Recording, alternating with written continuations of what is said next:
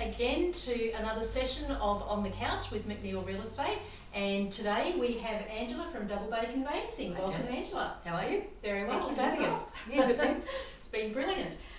So, Angela, just tell us a little bit about yourself. All right, well, I started conveyancing straight out of high school, so many years ago, or 35 years ago now. A couple of years ago? Yes, a couple of years. Worked for a little boutique firm in South Yarra.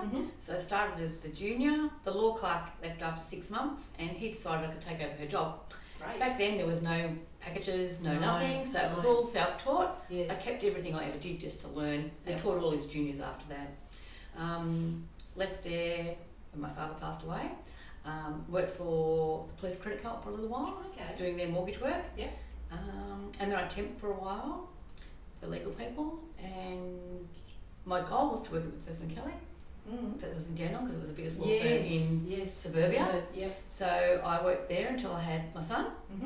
After that we owned a few businesses. My husband had a concreting business, we owned a tyre store. I did some bookkeeping and bits and pieces, worked in a bank for a while. Wow, so very varied. Yeah, then, well, the bank was on my way back into the workforce after having had children because conveyancing had gone on electronic since then. So then started bookkeeping for a conveyancing business and picked up the conveyancing back there.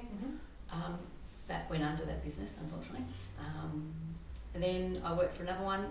It got sold because their marriage broke up. Then I worked for another one that was being sold. I thought, I'm sick of this. I was putting the feelers out to start my own. So in November 2014, I thought, I'll bite the bullet and started on my own with nothing. Didn't have a phone line, didn't have a fax, didn't have a client. And still going strong 15 years later. So it was a big, it was a challenge. It was a brave step. But I only worked 2 days a week, so I figured if I could cover 2 days a week, I would be. You'd be okay. And it's more than that now, 6 days a week. So it's mostly word of mouth. I've stayed small because I like that small sort of boutique style thing that someone can ring me from 5 years ago and I'll remember who they are. It's not press one for sales, press one for purchase, press one for contracts. It's all me. Fantastic.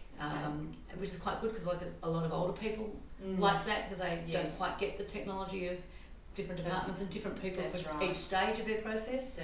And also a lot of English not their first language. It's hard when they don't know. So they can start with me, they finish with me. So I think that's like, I like that. It's from home, so it gives me that flexibility. I can be on my computer on my gym clothes, my PJs. So it works quite well. Oh, that's fantastic. Well done, well done. So obviously, as I said, you're sort of in Frankston, which is on the gateway to the Mornington Peninsula. How long have you lived in this area? 31 years this month. Whoa. And I'm very bad for business, in the same house I might add. Have you? Oh goodness. Very bad for business. Not too many people do that now, but these days. I've also figured having a business, I'm not moving a business and a house. Because I'm a control and neat freak, so it'd be just too hard. It was bad enough when the NBN came in and things didn't work for 3 days. And of course. So because especially now with PEX, so everything's electronic. So if that's down for 1 minute, you're stuck. Okay, that's interesting. So I think you've already sort of said how long Double Bay Conveyancing has been in business. And what sort of decided you to start it, and who's your ideal client? So obviously what started it was you'd had enough of others. I was working, the last place I worked, they would come in after me and leave before me. And I think that the real decider was one day, there was an urgent thing I stayed back to do for an agent because we had an agent next door to us. He needed an urgent section 32. That was on the Thursday. I ordered the certificates. Back then you used to have to wait for them to come in via fax. So I ordered it. I typed the whole section 32 up. I printed it all out and put it on the partner's desk and said, please, just when the fax comes in, just staple it together and walk it next door. I got in on the Tuesday. It was sitting on my desk. Urgent, can you finish this? And I thought, I'm coming in at 8:30, they get here after 9, I'm leaving at 5:30, they go home at 4. I'm killing myself for no reward. For someone else. And I thought, why not? If it doesn't work, you go back to... It's not going to kill you if it doesn't work. So and I thought, give it a try, and you'll be offering something a little bit different, but they are getting the section 32s, within half an hour. Hours or... And like agents said, no, they can ring me on the weekend, and if I want something, I'll do their special conditions on the weekend, or things like that. So that's, I just thought it's a little bit I mean, if I need to take an hour off during the day, I can. So I like it. Exactly. It works. Yeah, so. no, that's brilliant. Sounds great. Just touching on with your conveyancing, I'm sure you've got lots of stories, as we do as agents, lots of stories. But what would you find? What would you say would be your most interesting transaction? That's quite interesting because I've had a lot. I've had one where a vendor disappeared, never to be seen again. Oh, yeah. Gosh. So that was actually before I had. This was when I worked with Person and Kelly, so there was no mobiles. Like mobiles weren't really in. No. He was an interstate truck driver. Right. He sold his property for less than he owed to the bank. Oh, dear. He had signed the forms, but then he shot through. Right. So I was left, and I mean I was 21. Yes. I was left holding the baby. Yeah. I got the banks to negotiate, and we managed to settle on a reduced amount. And I've done a few of those, and I love those sort of things where it's a challenge. Yes. Where it shouldn't settle because I've had like as much as $60,000 short, and as long as you can sort of negotiate and talk to the banks. Yes. If it's a hardship case, it's better than foreclosing and then the cost. And then that's right. And time and stuff. Yeah. So that's okay. interesting. Lots of like people have struggled to get finance and maybe help them with a broker or you know, clients have some partners passed away, help them get it all ready. Yes. You know, little things like that. There's a little bit of difference where it can be a little bit personal. Yes, that's right. I think still my favourite is getting pensioners their concessions or first home buyers into their homes. That's still, you know, pretty special. Like just today I had an elderly couple, they were going to only put it in her name because she was a lot younger than him. They seemed to think he was not going to be around, and I would suggest not. But by adding him, and I sat and talk them through it. It saved them $23,000 in stamp duty today. Yes. And she's even run me back to go, are you sure this is right? Yes. I know you said it'd be discounted, but this is, there's now no mention. Yes. So they went from paying $23,000 to nothing. To nothing, yes. And like that's quite a satisfying thing that you've given them something. Absolutely. Like $23,000 to a pensioner is a lot of money. a lot of money. Yeah. So, and because it's in joint names, the wife's going to end up with it anyway. Well, that's right, because they're joint proprietors, will explain that to them if he was to pass away. Yes. I did ask the questions like, was there second relationships that maybe the children would be the beneficiaries, not the partner, and all that. So I made sure all that was very clear beforehand. Yep. Okay. And they had been referred to me one of the elderly couples, so that was good. It was very cute. No, that's fantastic. Now you sort of touched a little bit just before on the difference between how conveyancing was when you started, versus how it is now with this thing called PEXA. So, can you explain a little bit about what PEXA is, and B, do you feel that it makes your transactions easier than they were? Okay, that's a double-sided sword. So PEXA is something started by the Land Titles Office, but it's a private enterprise, so everything's done electronically. So instead of everyone having to run into town and exchange documents, it's all done electronically. So all the work's done before the settlement instead of at the settlement. Right, okay. Pros and cons, there's a lot. So basically now the conveyancer is totally reliant on assessing stamp duty, registering the transfer, preparing the documents, checking the documents. Right. The banks don't even look at them anymore now. They just hand over the funds. So it's all the onus is on the conveyancer. So we've also got to decide whether the vendor's liable to pay GST. If they're a foreign resident, have to have the tax withheld. So a lot's fallen onto us. Right. So PEXA is great in as much as you can do it from anywhere in the world, as long as you've got your laptop and your little dongle. The downside is, before we used to be able to prepare our packet, send it into town, and you could send it in a week prior and it'd be fine. Now it's a day of settlement. So the first thing I do every morning is log into PEXA, go through and balance everything out. So if you've got 11 o'clock settlements, you're rushing all the time. A lot more is reliant on, like, some of the forms the vendor has to do. So if you're the purchaser, you have to wait for the vendor to create it. So it's going down to the last minute. The bank's screaming in it for 3 days prior to settlement. The vendor hasn't created it. There's nothing you can do. Right. And your client gets angst at you, but there's nothing you can do. Funds-wise, it's a little more secure. There's no checks flying around. Really? Because it's all done electronically. You pay it into what's called the PEXA source account, which is the trust account held by PEXA, basically. Okay, so that money is safe. You sort of as a purchaser, you're putting money in there and it'll go where it's meant to. But you have to make sure you've put it in 72 hours prior. Wow. Okay. And sometimes you don't get the payout figures until the day prior. So there's there's little teething problems there. Yes. So but there is a trust account we can use now, which is straight away. I'm going to look into paying that. The other thing with it is, if someone accidentally keys the wrong number, No, there's no checking that the account does say it's Jane McNeill. As long as you could give me a BSB and account number, I rely on that. We can't check who it is. Wow. But that's no different to you transferring any funds electronically. That's true. Yep. The good thing is I had a settlement at 12 today. By the time I rang my client, which was probably at 12:30 because it takes around 20 odd minutes to happen, I rang my client at 12:30. She checked her bank account 30 seconds before I rang her, and she said her 1-point-something million was already in there. Ooh. So she was rather excited. So no 3-day clearance. Yes, yeah. The beauty of it is if your client's moving interstate and they're buying on the same day, they can now because the funds can go straight into that settlement, whereas before you had to pay it into an account. Yes, and then wait. Yes. Yep.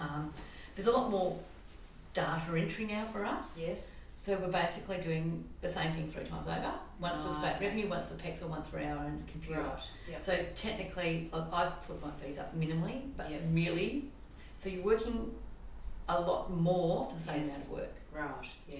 And then, like, applying for the foreign residence forms and that as well. You've got to wait for the client to get that back from the taxation department.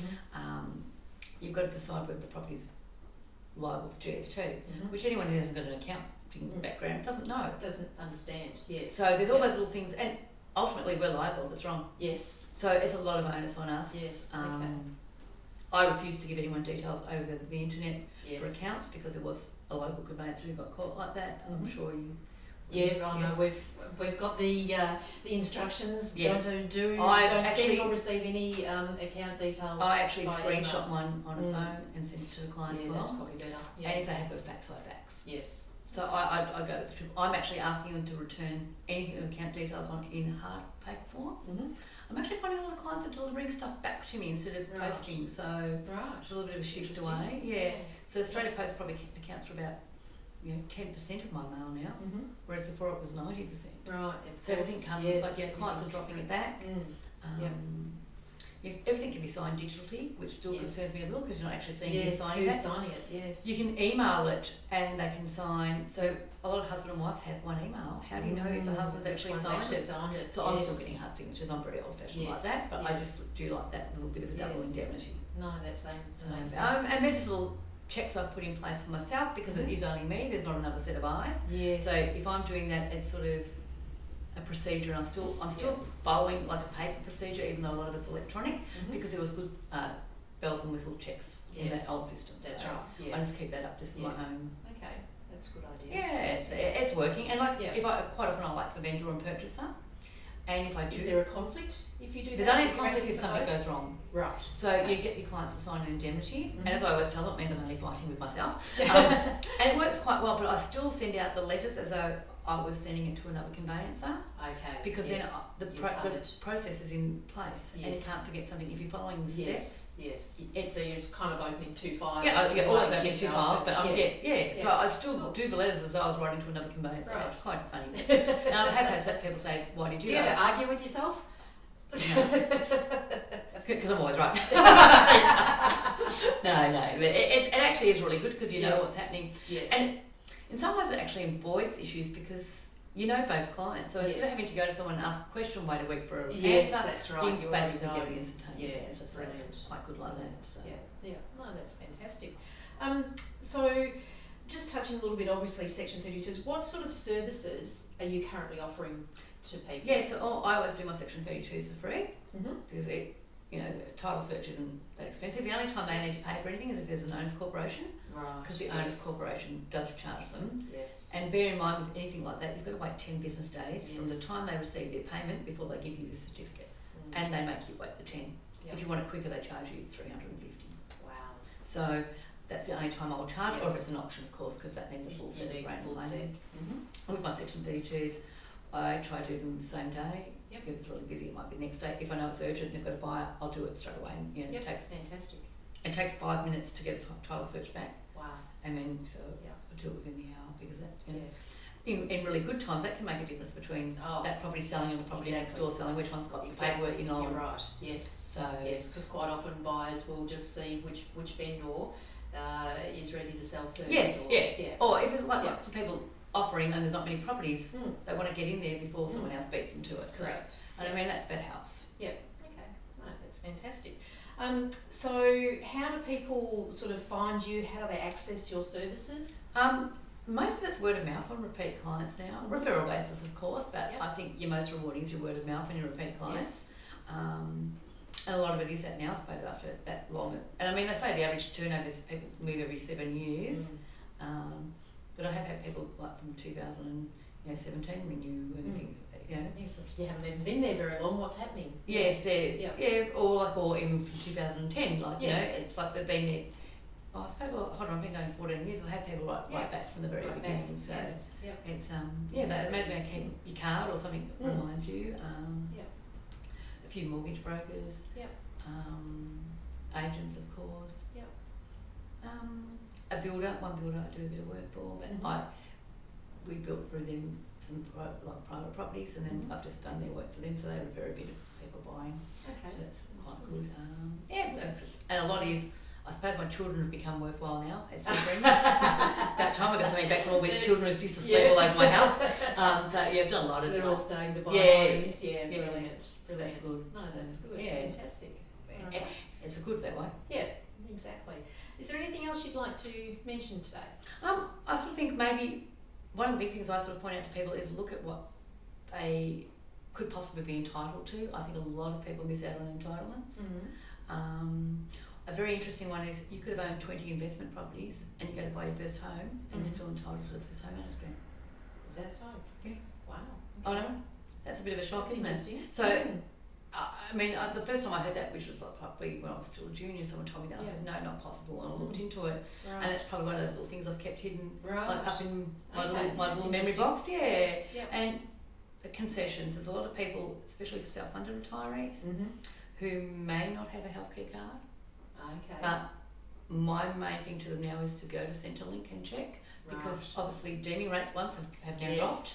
But even so, their income has dropped considerably over the last 3 or 4 years. Yes. So, whereas they may not get a pension, if they get that healthcare card, the first $330,000 each is exempt from duty. So, if it's a husband and wife, that's $660,000 yes, purchase of no duty. Yeah, you know, brilliant. and that's like $30,000. Exactly. But It's like winning Tats Lotto. For an older person downsizing, and that might give them an overseas holiday, or it might give them new furniture, or a new car, or you know, something they might really need. Yes, that's true. A lot of them don't think they're entitled and never ask the question. That's right. Yeah. So they don't know. I think asking the question is really important. And then I think the other thing to look at now is young ones starting out to have a look at where they're spending and how they're spending. Yes. Because things like Afterpay and things that Uber with Eats, credit cards, everything's too easy now. But apparently they're looking at your statement. If they see you're getting Uber Eats too often, it's affecting you. Is it? Right. And if That's they can see you're getting a taxi everywhere and bottle shop, they're actually looking at, so like if you can sort of, or maybe outsmart them and take cash out and pay cash. Go back to cash. But it's something they're really looking at. And Afterpay for some reason is really frowned upon. Right. That's interesting. Your credit card, apparently it's the limit, not what you've got outstanding. Yes. It's the higher limit that affects it as well. So they're little things they can put in place at like maybe 6 months beforehand to start. Yes. Changing the way that they live their life. And or have a separate account and transfer money into it and use that for your credit. But there are little things that you just don't really think of. Yes. But I know even myself, I got a credit card statement for the end of financial year and they listed out where my spending had been. And I thought, that's really invasive. Yes, but they've got all that information. That's right. So they collect their data so they know how to market you. Yes, of course. Yep. So, and like the targeting of people too is very interesting. Like data matching between all the government agencies is huge. Yes. And I think it's another thing. A lot of people need to look at what names they have on their licenses, because a lot of people might have, say their name's Daniel. They'll have Dan on their license. Yes. When they go to get their identification check done, it doesn't pass. No. Or they'll have just a J for their middle name and not John or Jonathan or whatever. Or they've Australianised it somewhere along the line. And it's just causing dilemmas. Big problems. So they're the sort of things that's great to get worked out before you purchase, because that's one step closer to getting your loan approved too, because all your ID matches, the bank's going to have one tick. And if there's something wrong, then they start looking further. Yeah, that's right. So each process you can pass is one process closer to approval without them checking and doing extra on your name. So I think that's quite important too. And it is huge how many people have different names. Yes. When they first brought the identification checks in 2015, it was like, oh, why are we doing this? It's a pain. Yeah, that's right. It's another step, and people. It's another invasive thing that we're doing. Another task we've got to undertake. Yes. To ensure that people are who they say they are. But it's amazing how many people aren't. Yep. And like I've got one client. Every time she rings, I get confused because she's got an Asian name, right, and she's also got an Australian name, and she's owned properties in both. Okay, interesting. And actually, probably one of my more interesting ones. I had a lady named Annabelle once. And she owned a house as Annabelle, and that wasn't her name. Oh. She got a mortgage as Annabelle. But it turns out she was a nurse, and they used to do the nursing in the hospitals. Yep. So in her year, there was 3. Now, her real name was Marjorie. There was 3 Marjories. So, okay. So someone decided that Marjorie 1 stayed as Marjorie, and they were all Marjorie Ann. Yep. So the second one became known as Anne, and for some reason she became known as Annabelle. So she bought early 80s as Annabelle. And then when she bought a house now, she wanted to be put on title as Annabelle because Marjorie wasn't her name. And I said, but it is. It's your legal name, so we had to get it changed by default. No, she stayed. Everything's Marjorie now. Right. So she can call herself Annabelle, but and she has a legal entity. Yes. So that was quite interesting too. But and every time she rang, she kept telling me it was Annabelle, and I'm thinking I don't have an Annabelle. And then I realised, oh yes, it's her. Yeah. So and that it's not uncommon. Or they have 3 or 4 different identities with the bank, so the bank can't even match them. Which one it is? Yeah. And that causes delays. So it does. Yeah. It won't happen to this generation coming through because these will have to be right. Exactly right. When they actually make that purchase in the first place, and then that will just continue. But even a lot of them, their parents called them one thing, and on the birth certificate, they've been known as something all their life. Something else, exactly. When they get their full birth certificate, they realise they're not who they thought they were. No, that's been really interesting. So, well, thank you. No problem for coming along, Angela. It's been great to learn a little bit more about you and what you do, and what conveyancing is for people. So, my pleasure. Thank you for having us. Okay, thank you.